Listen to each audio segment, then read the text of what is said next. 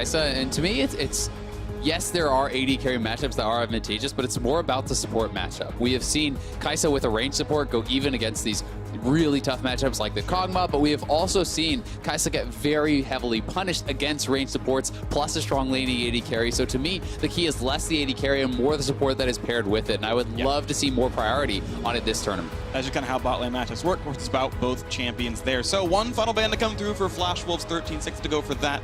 And as you mentioned, the important Kaisa is up. I saw lots of tweets about how dare anyone give Uzi that champion, and might have the chance here. Flash was taking a lot of time to make sure they know what their ban into the first pick and to their two next picks looked like, and they're going to get rid of Sion for the mid/top lane flex. So they leave it open, and I think they're ready if Uzi first picks it to trade and get a superior bot lane matchup and try and win the bot lane extremely hard, because that's the thing about Kaisa is early game she's not that scary to deal with. It's just once you get into these team fights, she is so hard to then shut down, and then she deals so much damage. So I'm expecting Flash Wolves to try and counterpick this Kaisa here.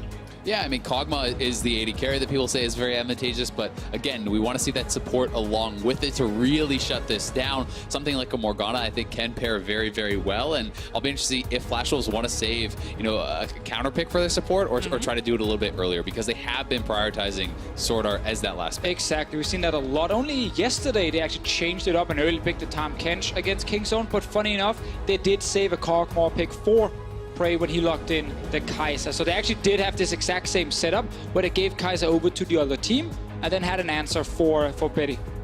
And decent chance we do see double range support in this game overall. I look at their champion pools, and the only hard melee champions they've shared is the Tahm Kench. So we'll see what comes through. A quick cover and not yet the lock-in on Lee Sin, a champion he's been known for, but of course MLXG played that 2 or so hours ago. And Kindred would be pretty exciting. I mean, we did have to see it come out from Peanut, but definitely not something that has been super, super popular. A lot of people do see some of these range junglers as strong matchups into Trundle, though, because you can kite him out, and we are going to get the Graves, so a little bit less atypical than the Kindred, but still very aggressive, very heavy power farming jungler who can get in the face of the Trundle and have more early game effectiveness. And I also really like this Karma pick here. It is still flex. You can put it mid, you can put it down support. Flash Wolves need to decide now if they want to show their support for Sword Art. And then we don't know if RNG can just move the Karma around and then find another pick against the bot lane of Flash Wolves. Malzahar as well, being hovered. We saw it against the Galio pick, and it worked really well from Xiaohu's side. The Malzahar ice has been broken. The champion is back in the pools and ready to get brought out. Certainly looked very, very good in its win earlier today. And it's the lock-in, of course, here for Maple. And I do always love Malzahar against a team that is looking like it's pretty fragile, right? There are no tanks drafted just yet for RNG. If they want to have range support to kind of protect this Kaisa, then that's another squishy champion. Yes, they can have the tank on the top side, but if you get a hold of Graves, if Kaisa ults into a team fight and gets Malzahar ulted, she will get melted. So I think a pretty strong pick here that is going to shut down a lot of the playmaking options that have made Uzi famous on this champion. Very interesting to see the bans coming through from the LMS Flash Wolves as well. Gangplank off the table, maybe trying to get rid of some of the more aggressive options, using the Global for the damage output, even though it would be another non-tank on the roster, scary in team fights. Meanwhile, a Braum away from Sword Art. And of course, Ornn still open, has kind of been the go-to blind tank up in that top lane, and we see a lot of teams grab it right after that second ban phase if it doesn't get removed. RNG can then either decide to match tank v tank, or maybe if they want Let Me to suddenly start playing a carry pick, grab that against Ornn. Camille is left open in this draft here, which has been another one of the big picks, and is now banned. And it's interesting because people don't really seem to care what they play Ornn into. The champion is so safe. People are essentially self-counterpicking themselves into things like the GP and some of these tougher matchups because they don't really mind. You can get through lane. You're going to have incredible teamfight effectiveness. The ultimate is just so damn good that it's worth struggling in lane, that it's worth having some of these issues just to have that consistent long-range engage. And we most likely, we actually just got banned here. I was about to say, we most likely would get it so they can save the last pick for Sword Art and be 100% sure if it is a Karma support or not they're facing, because Flash Wolves really want to win this bot lane, so Uzi does not get a free laning phase on the Kaisa here. Like, shutting him down is priority number 1. Now, does the rush pick on the Tahm Kench, saying, okay, pick the counter pick if you want to. Soraka, we've seen, of course, as an option for that one. Not one that Ming has played so far this tournament, but has worked well before. Let's see what Royal do if they want to make sure they can keep Kaisa alive in lane. Yeah, I mean, this is when we saw Kingzone play it earlier. They actually paired the Kai'Sa alongside a Lulu and played into this exact matchup, and were able to actually have pressure in the laning phase, despite that Kog'Maw advantage. So we'll see if they want to go that route, but you do leave yourselves as a very squishy team. I also think that's why Flash Wolves are probably not like... They don't love the fact that to show the support here. Obviously, with Ornn being banned away, they probably didn't feel like there was another top laner. They were 100% confident grabbing blind against Let Me. Cho'Gath, of course, gets locked in now on RNG side. So Flash Wolves, by showing the time Kench, can now actually counter pick for Hanabi. We saw the Yasuo against the Gnar. It was banned in the first phase. Let's see if there's another carry ready. Okay, and they do move the Karma to support. Roll with their Talia in the mid for Xiaohu. And if you are going to go tank here, I actually tend to like Shen a lot to be able to match any potential, attack onto your bottom lane here from Talia. Shen also in the earlier levels can be quite strong here against Cho'Gath, so I just think it makes a lot of sense. And when you already have Trundle against a one-tank team to kind of shred through Cho'Gath's tankiness in a team fight, this is looking like a very strong semi-global/global draft from Flash Wolves. Shen also going to be able to block some of the autos coming in from Kai'Sa to obviously proc some of her damage, and it's a lot of good ways I think here from the Flash Wolves side to try and stop Uzi from just getting freely to that late game. Kingzone earlier today, they found out what happens if Uzi gets into a team fight on Kai'Sa. All right, so lineups locked in. This could be the last time these two teams face off, depending how the bracket stage shapes out. Both of these, we already know that Flash Wolves are locked in for the top 4. Royal Never Give Up, very near to securing it, but in a good position here all the same. 2 games up on 5th place, Team Liquid. And definitely looking to secure that second spot. If you are in second place, you cannot be chosen by that first seed. You could avoid potentially that tougher knockout stage matchup. All right, well, here we go. Mid-season Invitational 2018 continues right now as we wind down the back end of the second round robin. One more day of games after this one, the next 2 for the day as well. And a final last set of checks across these players, set up their runes, and here we go. How will this one do? Royal Never Give Up and Flash Wolves, teams with history among them.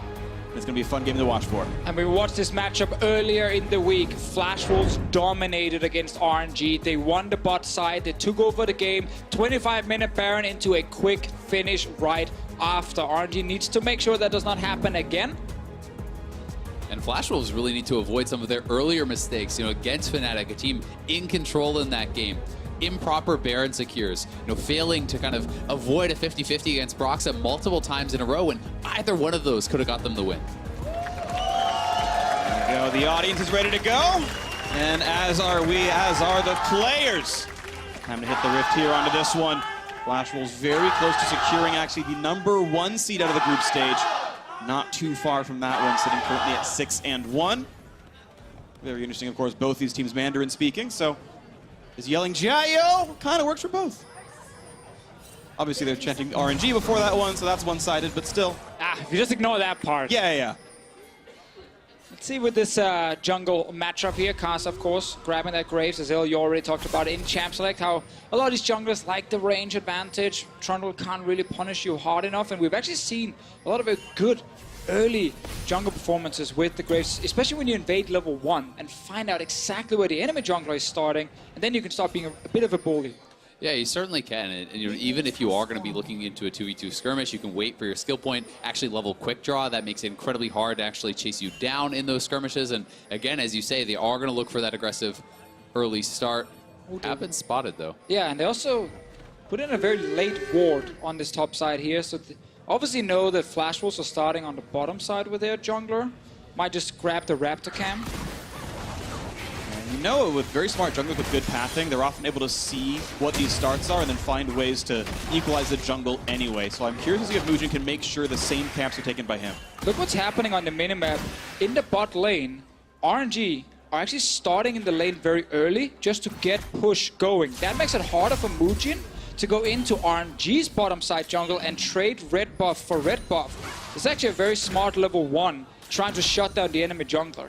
And you see those little things that Uzi actually does. He got all 3 melee minions low without finishing, so they did the most possible damage to actually deny, the minion experience and gold from his opponent. And I bet he did miss out on at least 1 minion of experience. And now it gets scary because look at Kai'Sa. He's running from that red buff through the mid lane to try and stop Mujin from stealing a camp. Just leave. Yeah, he has to back away. Now he's lost 2 camps on top side, and he's not getting any access into the enemy jungle. Raptors red to Raptors red, and we saw actually just a game ago what an invade could look like. Then Xmithie was able to outpath and trade farm equally. This time around, though, Karsa with a nice invade sets the camps up and manages to not lose anything on his side of the map. And a big part of that is also that he has two pushing lanes. Bot side is pushing, Talia is pushing in, so it's not like Mugen can even try to contest. He'll get collapsed on, he'll get taken out, and that is certainly a disadvantage that they're going to have. Oh, I just saw Uzi miss a CS. This like never happens. This is crazy. I don't know if he's feeling unwell or what, but It's the jet lag. yeah. And you can see that conspicuous 18 out of 19 CS. This never happens but Shameful. today. I know, just best AD carry in the world. But really good poke on a Sword Art. Gets the shield to block the turret damage, and yeah, that's what you want out of this duo lane. And this start combined with the Karma going down to support is so key for RNG to make sure they don't get pushed in the early game. To make sure that Uzi, unlike the first time we played Flash Rolls, do not actually fall behind. Because he lost the lane against Betty and Sword Art. That's not happening with this early start now. And Flash Rolls suddenly need to find other ways to try and get Mugen involved. He's just trying to catch up in experience, but he's running out of camps. Yeah, he's simply not going to have as many camps available. He's going to end up 2 camps down. We see that Karsa is just doing essentially a full power clear. Could even look to take away the scuttle because Mugen cannot really contest that without a red buff and with that experience disadvantage. So it's just a really intelligent early game start here from RNG and from Karsa in his MSI debut. Well, Mugen will find him eventually. And no smite for the Trundle means he can't contest the Scuttle Crab, also with Xiaohu waiting right there in the brush, so nothing left at all on the map that Trundle can farm, and Karsa's already level 4. Champions, baby. Oh, he wants Yeah. to find him. Mugen is hiding in his own jungle. It's actually not really his jungle, it feels like. It's actually Karsa's jungle. He can just step in here and own the entire map. Literally wait for the Raptor camp to spawn. Like, I got time. I got nowhere else to be. This is really nicely played. This is an absolute obliteration right now in the jungle. Smite's up at very similar times, and it's going to reset anyway. But he can just stay around. I mean, Mugen, yes, he can try to challenge for the smite, but he's down a level on that, and it's pretty dangerous. Oh, Karsa got that one. Yep. Mugen hoped to get smite early to get the damage out, but was never going to be able to land that one properly, so nicely done by Karsa. Gets rid of the control ward as well, denying even money from his opponent.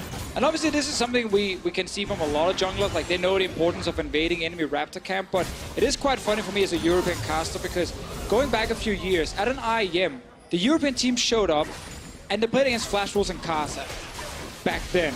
Karsa would invade every Raptor camp, take it away from them, get a level or 2 ahead, and these junglers would be like, whoa, okay, we need to start doing this. We need to learn that if you have the better jungle matchup, you just sit at the enemy Raptor camp every time it spawns. And now, a few years later, of course, Karsa's doing exactly the same thing. It works again after a smart level 1, and Mugen, he's just left on his own, and he's unable to keep up with Karsa.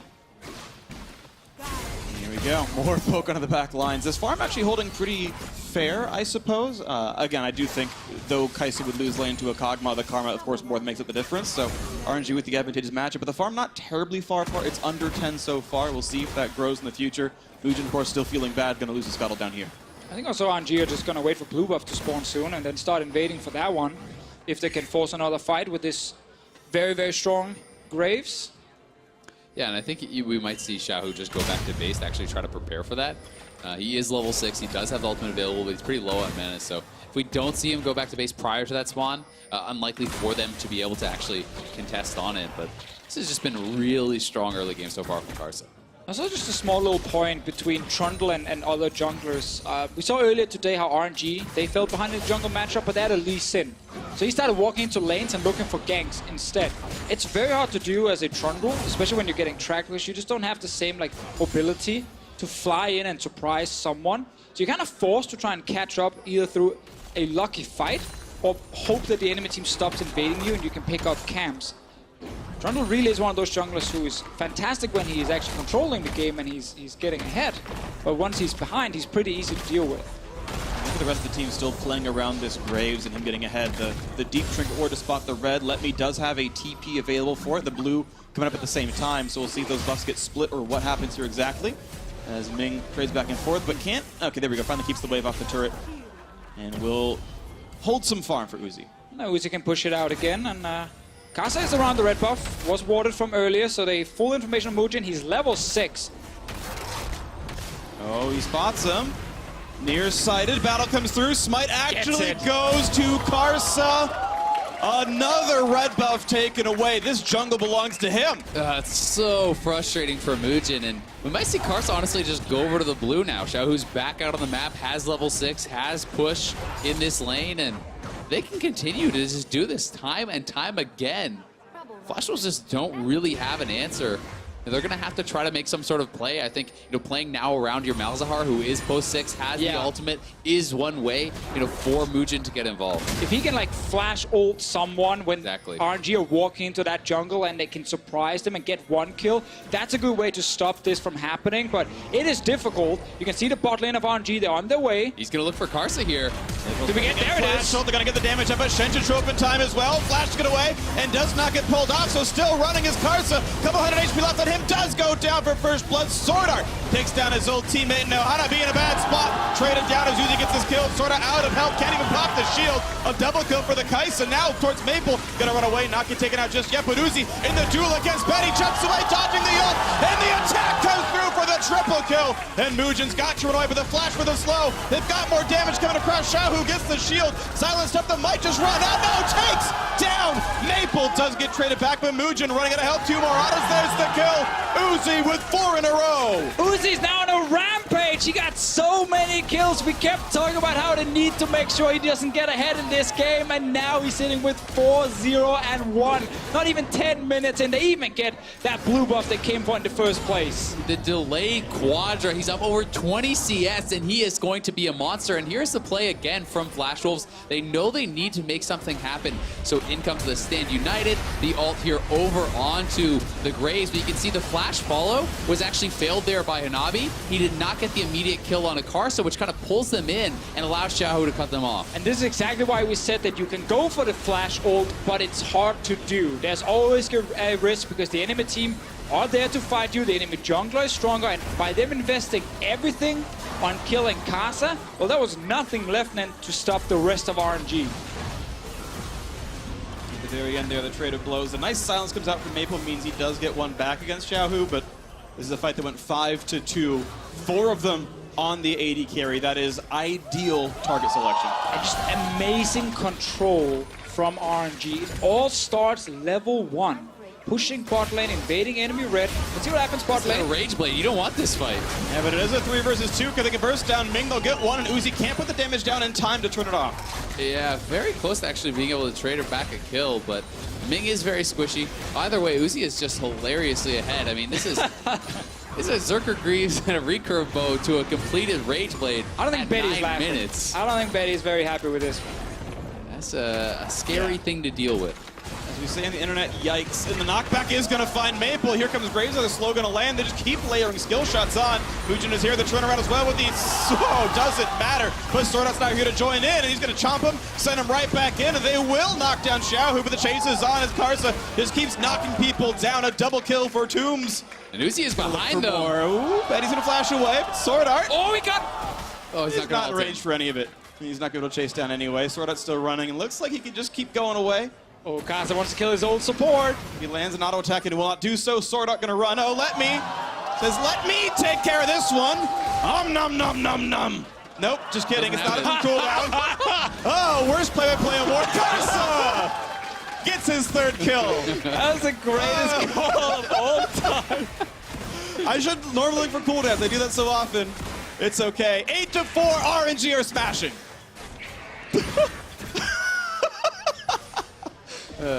Normally it's your turn to start casting. Uzi in the bot lane. Uzi, he didn't do anything here, but it doesn't matter. They got a bunch of kills. Without Uzi, it is instead Karsa, who is also very, very far ahead. Poor Mugen is only level 7. Right now, I feel like the entire game, he's been denied camps, and whenever he's tried to do anything, he's just been way weaker than Karsa. And the playmaking for Maple gets a lot harder when 2 early QSS are actually picked up, but here is the play once more. Maple looking to try to roam bottom. He wants to try to be proactive, but again, there's so much damage coming out here from Karsa. Yeah, and we even see the ult coming in to try and turn it all around, but now it's Sword Art and Mugen alone kind of fighting. Now Betty can join and get 1 kill, but obviously Karsa can just untouched run around and shoot everyone. See what happens now on top side. Xiaohu's ulti is available. Mugen, oh, poor guy. Please let him get a camp. He's getting camped. That's true. That's close enough for some of us here. 2,000 health on the red buff, and of course the smite is worse by 2 levels on the red side, and again, Karsa picks it up with the smite ultimate, never in range for the opposition. And Xiaohu kites away, no problems on his side, and with a 2v2 top lane, out goes Karsa with his 3rd straight red buff steal. I mean, this is just brutal, honestly. RNG just non-stop pushing in all the waves, invading everywhere. They're going to get solo gold here onto Uzi, perhaps. No, he's playing it very respectfully, knows Tahm Kench ultimate is available, so just going to try to come back to that later. And that's again why it's such an impressive game from RNG, because they're not just randomly rushing in and forcing fights. Like, everything seems to be calculated. They always know when they can move in and steal away a bunch of camps. Karsa is fully controlling that top side, so he's been just taking away every single red buff. And this team, on day 4, they're really showing up, because yesterday it was some very inconsistent performances. Not today. They are blasting Flash Wolves in this game. You know, quietly, Let Me took the solo first turret. I was like, wow, the minions killed that in the bot lane? No, that's a 1v1 turret that just got knocked down by Let Me. The bottom turret is almost down as well. They're nearing a 6,000 gold advantage, and we are 13 minutes into the game. Yeah, I just realized how that play we saw much earlier with the first Flash engage from Maple when they tried to stop the blue buff invasion. Let Me stay top. Let Me just stay top, yeah. Hanabi was the one who joined in, and he barely got anything out of it. So every single lane is controlled by RNG, and the jungle is definitely controlled by RNG. When Maple... He's trying again. Yeah, he wants to turn something around there. Flash Wolves down 4 kills and 6,000 gold. And a little bit of an instinct says maybe he's coming by. Is RNG able to back up and not be in range of anything else here? A little bit of an instinct and a lot of bit of a ward. Yeah. But I do like the Shirelius here. I think that's pretty interesting, you know, trying to kind of be able to, you know, get more of an engage. He knows it's going to be about playmaking now. He has the speed up plus the flash, and maybe even see him swap over to something like a Ghost, but it's going to have to come down to that. And Uzi now has his QSS, so the targets get few and far between. And that's basically the worst if you are a Malzahar and your team falls behind, so that the enemy team doesn't even get punished for rushing a second item QSS, because it doesn't even matter if they had another damage item here, because they're already so far ahead that they can just kill you. So now, if you're Maple, your pick potential is effectively Ming. Yep, and people talk like a lot, like you're saying, about kind of that QSS tax that you have to pay against Skarner, you have to play against Malzahar, but I mean, Uzi is up 2,000 gold individually. The QSS does not cost that much. You can have that and more damage. You can kind of have your cake and eat it too here, and it's going to be an uncontested dragon. It's going to be the bot lane turret, and it's going to be a monumental advantage of 15 minutes. And it's just good to see them actually understand that the defensive item is now worth more than just another damage item when you're already this far ahead. Because we see a lot of players still delay it until 3rd, 4th item. Why are you like nodding at me and smiling that way? Just thinking about, you know, European players who just never buy Quicksilver Sash. I don't know. Oh, about this tournament. Oh, only European players. No, there's plenty of North American players too. But okay. either way, I want to talk about the fact that Mountain Drake got picked up by Royal Never Give Up, because Kaisa is already a ludicrously good Baron taker, and Mountain Drake is, of course, a substantial DPS increase for objectives like that. So, and they have a Cho'Gath. Like, there's so many reasons why RNG are going to smash Baron in this game. Yeah, definitely, and I think that, you know, Karma can help you out very easily. You know, with your Mantra shields, it makes it quite safe to be able to kind of take that damage from the Baron and knock it down. Graves is going to really punch through that, and the potential of, you know, a 20-minute early Baron is fairly high. But at this point, RNG don't have to risk anything. They can continue forcing fights. They can continue pushing lanes because they are so incredibly strong. And we've already seen today that going Baron is not always a good idea. There can be a lot of Baron steals happen randomly, but there's now the Rift Herald coming in, smack the turret down. That is the last of the outer turrets gone. And it's 3-0 in that score. All they've given up so far, Royal Never Give Up, is a couple of kills as trades for team fights. This lead now 7,000. They are smashing. Poor Mujin. Now there's even more ways for the enemy team to walk into your jungle and take away your stuff. Not that he actually owned anything at this point. He just got level 9, I noticed before here. Karsa has just hit level 11. So still a 2-level difference between the junglers. Trundle is effectively just a soon-to-be a ward bot once his Relic Shield is fully maxed out. And then he just presses ulti and pillar, and that's about it for him in a team fight. Yeah, it's going to be so hard to actually enter a team fight. You know, just the feast alone is going to put you to a ridiculously low amount of HP with these 2 super fed AD carries. It seems really, really tough for Mujin to be able to get in here, and it's starting to feel like, Hanabi is kind of one of the only ways for him to get back in this game. Has to buy time inside lanes, has to be able to drop pressure, but that has not really been happening whatsoever. No, when you're this far behind, like, the only thing you're hoping for is that the enemy team just completely messes up. Like, it can be around Baron where they end up giving it over to you and a bunch of kills, so they completely overextend and you get a bunch of easy pickups, but that should not happen for RNG. Once they got the lead against Kingzone earlier today, they looked very, very good. They knew exactly what to do to finish the game. It should be the same in this one with this massive advantage they have. And if they can cleanly close this out, then they look like the strongest team just based on today's performance. Absolutely agree. Knocking down Kingzone early, and now looking at the #1 standing group stage team in Flash Rolls. They can knock these down. This is RNG going essentially 5-3 to end the day, poised to really move up the standings here. And they're 2-0 versus Fnatic as well, so yeah, they set them up really nicely when it comes to moving towards the playoff seeding, which is, of course, a very important thing for tomorrow. Who can get #1?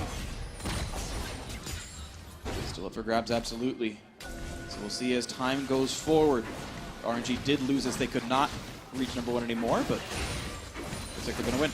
I really do like how RNG is actually playing around with vision, though. They had a line of 3 pinks in the river. They're now moving this forward into their opponent's jungle, being able to fully control this area around the blue buff and between the 2 tier 2 turrets. So you can rotate back and forth so easily and look to siege on these turrets as they're doing right now. Malzahar goes to the bottom lane, you wall them off, and you just walk forward, and that's going to be a very easy tier 2. Oh, they even pulled in Sword Art, but they're not quite going to go for the kill. The defense is here. Maple's in front, pops the Shirley's, but no ulti target just yet. 3 carries all have QSS on them. And as long as Bing plays in the back lane, there is no good target for the ultimate. Easy enough to disengage in that mid lane turret very low. It's just going to be right back to it. I mean, the turret this low, it gets so dangerous for Flash Wolves to actually try to defend, because that's a couple hits, it will go down, and then the team fight can commence. Jumping back and forth, but around the rest of the defense is here. Cho'Gath got some time topside, though. He's actually taking away Krugs with this. And this is RNG, just a small advantage, even though there is a defense, able to deny more gold and XP out of Mujin's jungle. Yeah, RNG not in a hurry. Can get another Mounted Drake as well, if it wasn't already easy enough for you to burn down Baron in about 3-4 seconds. You can make it even better. Blue buff, of course, picked up. As we said before, Mujin cannot really do anything in his own jungle. And Flash Rolls are just kind of hoping that it can plug a few wards into the Baron area once it actually spawns. And then look for that potential completely random flash in, try and grab it, but it really depends on RNG's setup, and they should not even allow Mujin to get close. Exactly. That's what I want to see from RNG. From this position, from this lead, you should never be 50-50ing a Baron. You need to have complete vision control, and if your opponent comes over, you turn, you fight, you pull off the Baron, you kill the jungler, you secure it. Like, there's no real reason for it to ever be stolen away when you have a Cho'Gath, when you have a much higher level Graves, and when you have full control. You can always afford to turn it. Absolutely agree. And as they kidnap that Scuttle Crab fun, the vision goes over, and it's Betty getting himself a bit of gold, and now some visions. That will stymie the attempt at a 20-minute Baron rush, unless RNG can cheat over the wall somehow, so it's some breathing room for Flash Wolves. RNG can get a Mountain Drake now. Almost as good. Almost. They both do good things for killing turrets. Yes. One of them sadly does not beg your minions. More useful. Shahu walks by a ward, and oh, now he knows. Well, this Mountain Drake going to be set up pretty easily. Looking at the vision that Flash Wolves have, there is nothing beyond the river other than that topside Scuttle Crab. So this is just scariness. And they are really not allowed to leave their turret line. Even then, that's back to tier 2. Another wall comes through this time around. Again, Sword Art must run away, keep Betty safe, and this time that turret will fall 4-0 in turret score here. Gold lead now up to almost 9,000 gold. Just keep pushing further down by another mid lane turret dropping. We can see right now Maple is on his way probably to try and see if he can push out that top lane. And you always want to try and cross map when you are behind, but when you have lost every single lane at this point and the enemy team will have full control of your jungle, then it just gets so risky to step into the side lanes. And you can see the moment Maple shows up, Xiaohu is here to defend. And it's so hard to even get the vision to make you feel safe to go forward, right? It's such a dark map out there, and anyone you find is probably going to result in you dying. So it gets very tough for Hanabi to do much. Thank you, Kasa. We always see teams, when they get really far ahead, they set up around Baron, and then they forget this little ward that's often being put right outside the pit that's not being spotted if you put a control ward inside the pit. Kai'Sa, he knows. He's seen these strategies before. And honestly, you essentially need 3 pinks to actually fully cover that area. 1 in the pixel brush area, 1 to the side over there, and then 1 in the actual pit. And then you can have full vision denial of that area, and you just kind of use your sight stone to then ward further into your opponent's jungle, try to sweep that vision out, and really strangle your opponents out and limit their options. And I can guarantee everyone at home, in solo queue, that ward never gets spotted. Like, just place it there if you know that the only way back in the game is a Baron steal. Oh, Kai'Sa! Oh, back into the game is Karsa trying to get away. Pops QSS does jump out, saves his flash. That was dangerous and baited onto a control ward. Both looking at fingers got him away. And this is where that early QSS really helps him. The big advantage allowed him to do it, and suddenly that pick potential Meltdown normally brings is just eliminated. Kai'Sa didn't even have to flash, just dashed over the wall. And now Flash Wolves are hoping to get another chance, but that QSS is soon going to be ready again. Let me versus Hanabi up in the side lane here. Cho'Gath said he has more health to work with, so Flash will forced to run. And now Uzi's going to join the fray. Knockup means he can ult to follow as well, and nom nom nom nom, Let Me gets the kill. Nailed it that time. Yeah! A little bit too late. Yeah, I mean, I figured he'd give it to Uzi. Ah, okay. It's the year of the dog after all. I figured he deserves all the kills. But Uzi has 2 assists. RNG are trolling. Well, they're going to be pushing down the bottom side, and we'll see if Flash Wolves is actually going to try to go for this Baron, try to do anything risky, because it is a couple men in the bottom side of the map. Looks like just a conceded tier 2, and the gold lead going to continue to grow larger and larger and larger. And as these item completions come through for RNG, the hope of a comeback just gets more and more dim for Flash Wolves. So I think just let's zoom out and look at the standings specifically. Coming into the day here, we had 6-0 Flash Wolves. We were all like, okay, they look fantastic. They shut down Kingzone in a great game, and they look like the team that will just lock in #1 very, very soon. But losing to Fnatic, to 2 Baron steals, then now getting dismantled by RNG, all starting with a level 1, and then just great play from RNG's side. Now means for Flash Wolves potentially being 6-2, there's still a lot to be played for tomorrow when it comes to locking in that first place. And it's just felt, throughout the tournament, the key to Flash Wolves' success is Betty. And if you can put Betty behind, if you can put him at a disadvantage, they seem to struggle a lot more in the mid game, in the late game. And, again, this game, Uzi's the beneficiary of 4 early kills. They're already being pressured very early on because of the range support, which kind of gave them that 2v2 advantage. And RNG just seems to have checked all the boxes that a lot of people have been talking need to be checked to beat Flash Wolves. And now they're checking the boxes of how to set up Baron properly. Control wards in front of the pit will spot any wards over the wall. Uzi gets 30 gold for his troubles here. As Scuttle times out, it gets more and more difficult. You can see Flash Wolves have no vision in that river. It's all dark now. They can only see their own jungle, and even that's being taken away. Royal never give up. Forcing concessions now on the Flash Wolves side of the map. We've got to hide back now. Just a matter of time before they start. They can just do 2-man Baron if they want to. Have the Cho'Gath in there with the Feast as well, completely eliminating any chance of a Baron steal, or should at least. So RNG still playing it fairly slow, therefore might give me a little bit of time to just add on to the point you talked about with, or we talked about before with the fight for first place. Another reason it's so important is when you get Flash Wolves first place, then Flash Wolves will not pick Kingzone or RNG for a semi-final. So that actually means for RNG that they will most likely get stuck with Kingzone in that semi-final at MSI if Flash Wolves locks in first. If they are able to overtake them, RNG can fully decide, they can grab Fnatic if they want to, and look for a better matchup. Which is going to be very important. The bottom wave is getting huge for RNG here. They're trying to drop pressure towards that Baron. You almost found the knockback on Hanabi. The wall was there. They tried to predict the taunt, but now it's time for the attempted steal. Mugen, the top side of the screen right there might be the one to steal this one. We'll see if RNG can force the team away. They've pulled back Sword Art. Shield comes in. They can get this kill. Uzi wants to go for it. Does not want to face check into Shen, though. Doesn't pull that killer instinct just yet. Baron resets to full HP. Round number 2 as they keep pumping down the damage, looking for where Trundle might be. 2,500 HP across the wall. Not going to be a chance. Chomp comes down 1,100 HP. Let Me secures it. No smite required. And this should be all RNG needs when it comes to finishing this game. The turret already dying in the bottom lane, so there's a free inhib open for them. They are so far ahead that they should be able to just run straight at Flash Wolves and take down all 3 inhibs and probably also the Nexus. The prep was just so good for that, pushing waves on both sides of the map. The Cho'Gath Feast, full vision control, and they are so ahead. So close to getting Betty there. A few pixels away from getting knocked back to the seismic shove.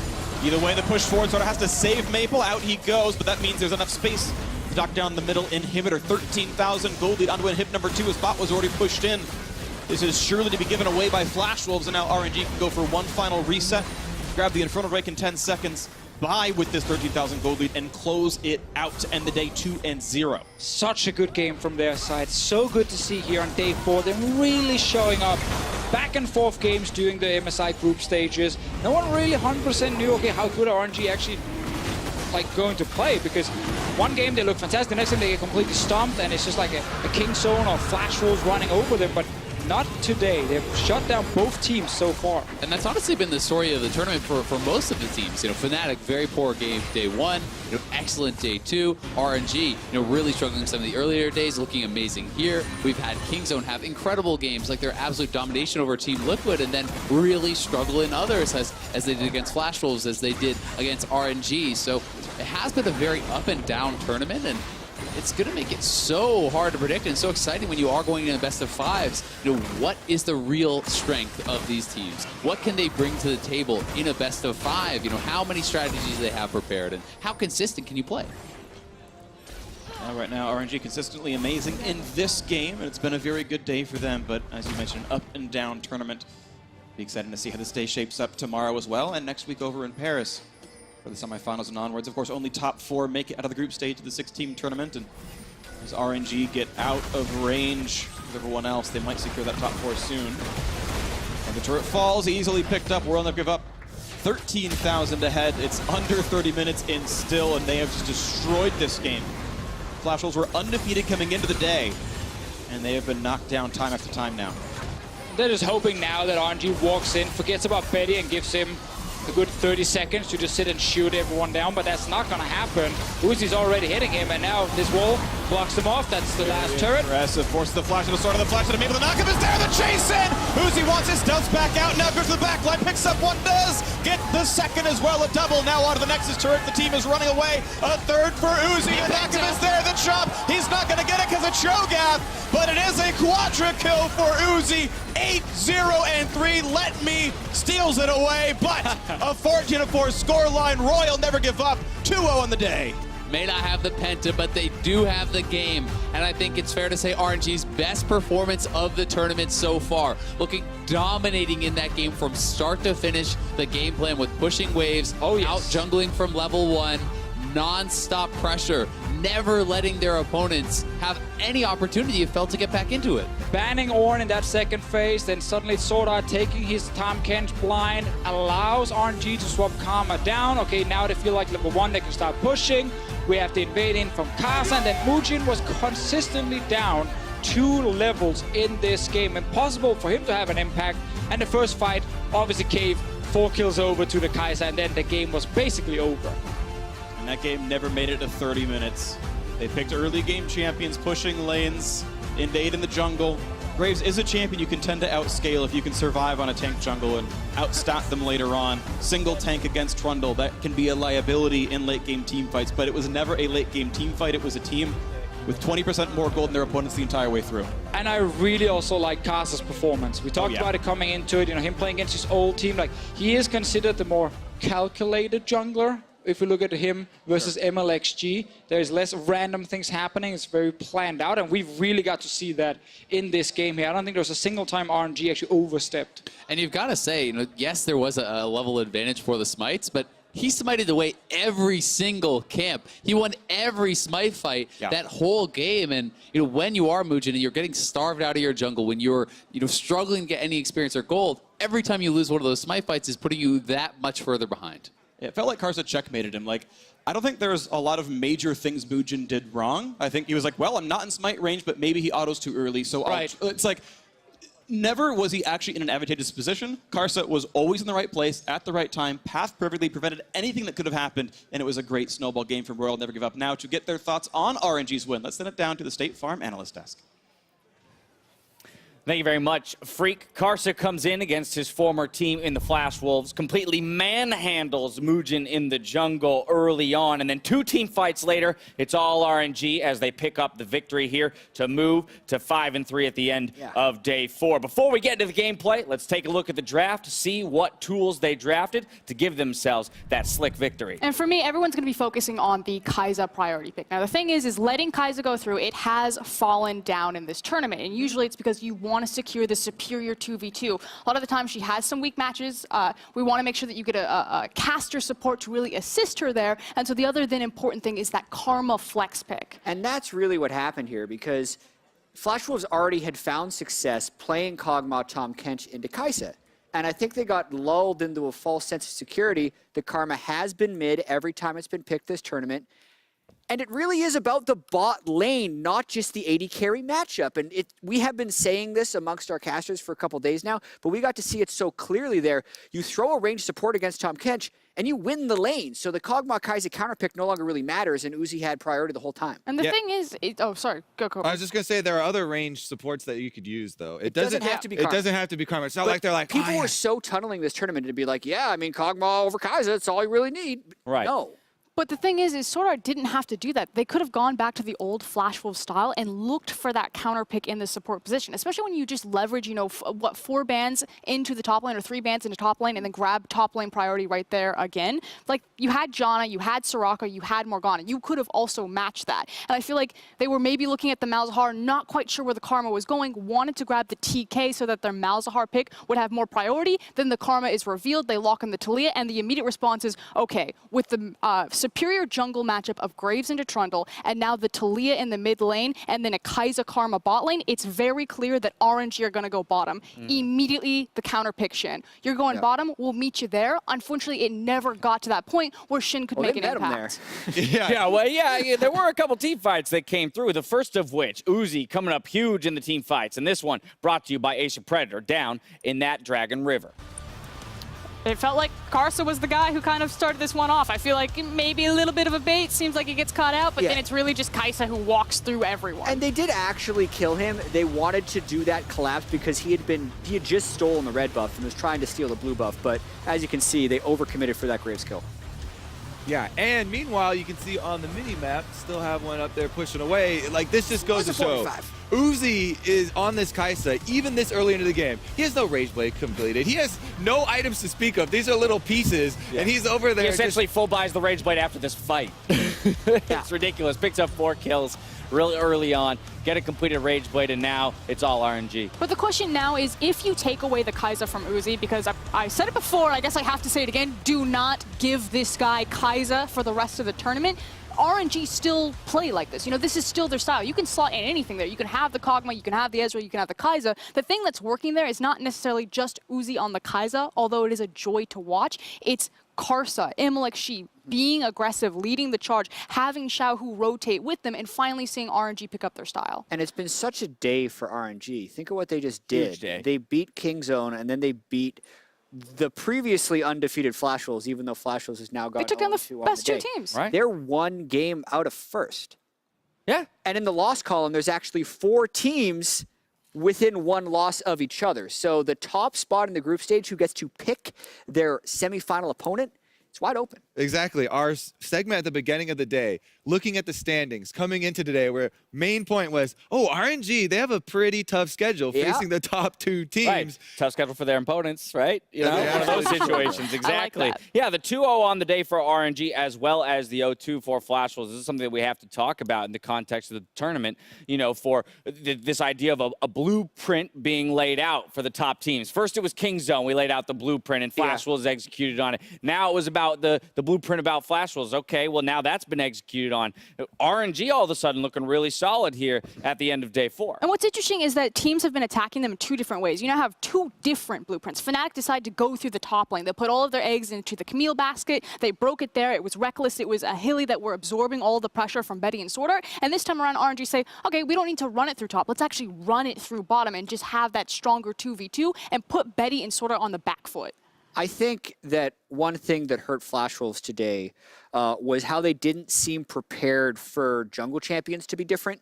They got jungle heavily banned in that first game, ended up moving to the Xin, had bad smites in the Baron Pit. I still think they could have won that game. But Graves is such a power pick now. I feel like Trundle is no longer a safe first pick in the jungle, and that changes things. On top of range supports being super, super important. I think those are two things I didn't necessarily expect. Here's another question. I know it's one game, and I know there's still the possibility of flip-flopping the junglers. Do you feel like the iteration with Karsa is stronger than the iteration with MLXG? They're just so different. They are very different. I think overall, especially considering what we've seen from MLXG at this tournament, I would side with Karsa. Especially moving forward, you're going to want more consistency as you finish out the group stage, and you're looking at, as Officio was saying, how important the seeding is going to be in this bracket because, the top two teams, trying to choose their opponents. So I would probably side with Karsa, but MLXG is definitely exciting to watch.